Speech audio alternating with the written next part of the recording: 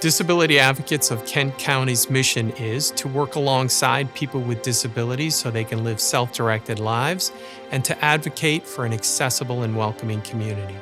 We have to be open to include as many people as we possibly can. That includes having access. That includes making sure that people aren't in any way put in different categories, that we all have the same opportunity to do, because this city needs everybody, all hands on deck.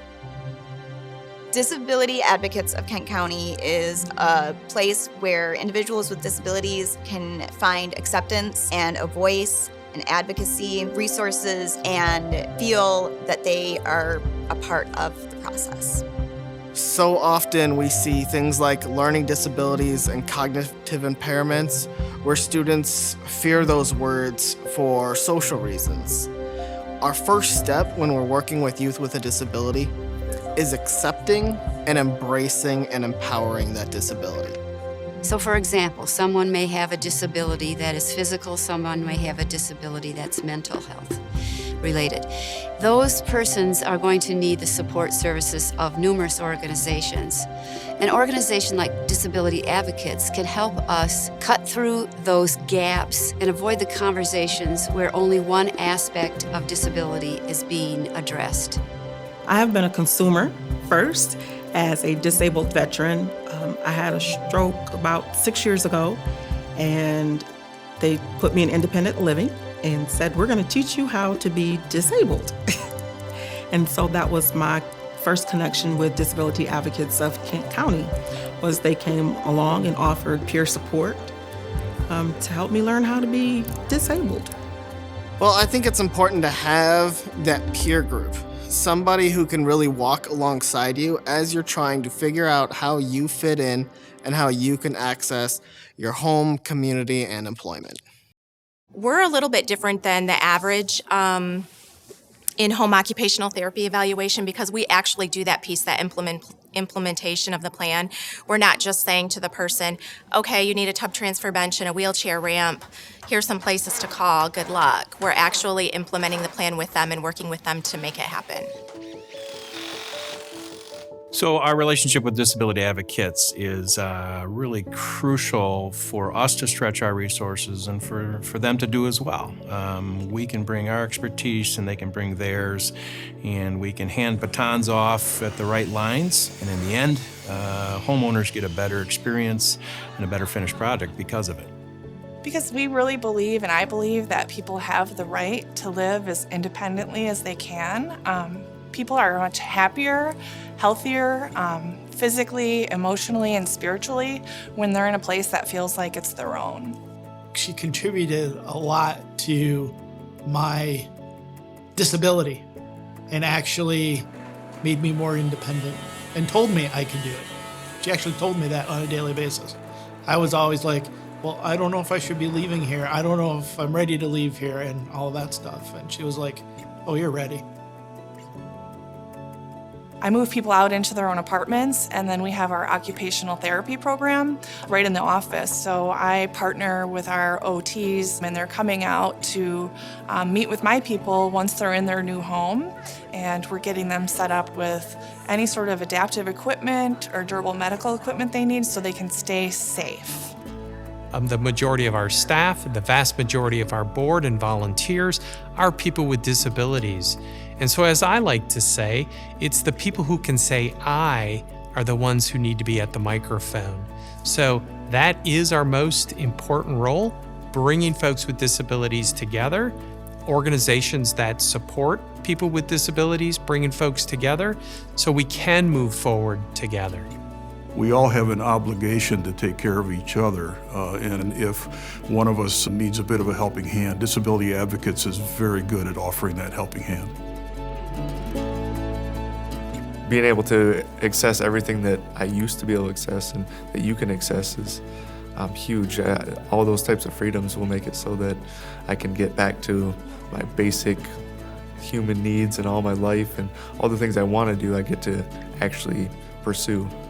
The best way to make sure that people with disabilities are part of the conversation is to include us, to put us on community boards, to allow us to volunteer with your organization, to allow us to go to school with your kids. Make sure that your restaurants are accessible, your bars are accessible, that your community is someplace that is first physically welcoming. If you want to be a world-class destination that's open and accessible and inclusive for all, that's got to be at the top of the charts. Because if you don't, we're not going to get convention business. We're not going to get concerts. It really goes to the bottom line when you think about it.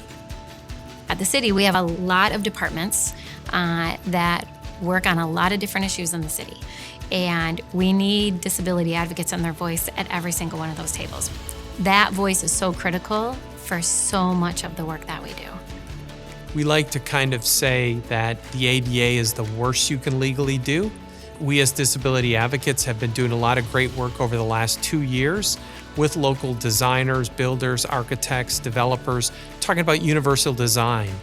So what is universal design? From a layman's standpoint, it's zero-step walkway. It's a ramp instead of stairs. Handles that are used by somebody that can't grip. Water fountains at the right level. It's so many things that are simple. These are the things that are done when things are designed and built so that anybody can use those facilities. And so when we have people that are willing to partner with us, like disability advocates, that are truly advocates, to come in and work with us to do an assessment at the very beginning of what could be a future project is very important and just helps continue a legacy that we hold dear for our institution. Anywhere around 20% of us are people with disabilities today. However, you have an 80% likelihood of acquiring a disability before you die, because you will be a person with a disability if you live long enough, and you will need accessible restrooms, accessible parking, accessible hotel rooms, because we want everybody to be as active as possible, no matter what their age is, no matter what their ability level is. One of our goals is to be an age-friendly city as well. So as people age, we want them to age in place. And we want to think about what are the different needs for individuals as they age, and how do we make sure that we are designing a city that is accessible for everyone, regardless of what phase or stage of life that they're in. One of the last constituencies to kind of get overlooked, not intentionally, is people living with disabilities. And it's because they don't have the kind of voice that so many other minority groups or populations have. And that's the critical role that disability advocates plays.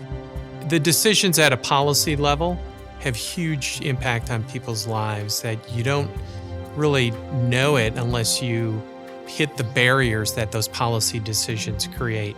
We got an opportunity to meet our legislators, our state representatives, our senators for our district, and we were able to voice our concerns as it related to education, transportation, the care that we receive from our caregivers.